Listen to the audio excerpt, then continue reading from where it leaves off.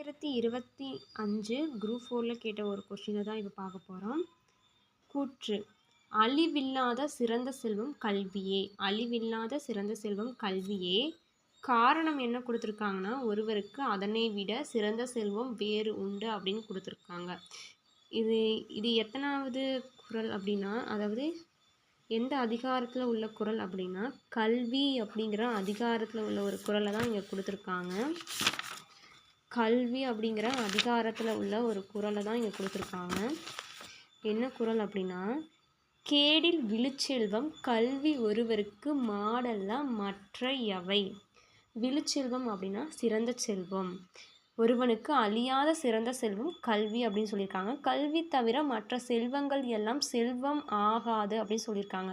கல்வி தான் ஒருவனுக்கு சிறந்த செல்வம், மற்ற செல்வங்கள் எல்லாம் செல்வங்கள் ஆகாது அப்படின்னு சொல்லியிருக்காங்க. கேடில் விழுச்செல்வம் கல்வி ஒருவருக்கு மாடல்ல மற்ற எவை. விழுச்செல்வம் அப்படின்னா சிறந்த செல்வம், மாடு அப்படின்னா இந்த இடத்துல செல்வம் அப்படின்னு சொல்லியிருக்காங்க. மாடல்ல அப்படின்னா செல்வம் அல்ல, மற்றவையெல்லாம் செல்வம் அல்ல அப்படின்னு சொல்லியிருக்காங்க. அப்போ என்னென்ன ஆன்சர் என்னென்னா, அழிவில்லாத சிறந்த செல்வம் கல்வி. அப்போ அது கூற்று ஏ சரி.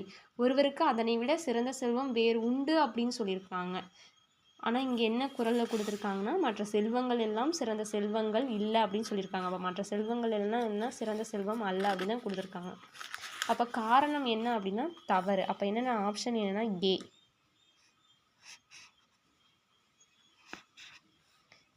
ஏ சரி, ஆர் தவறு.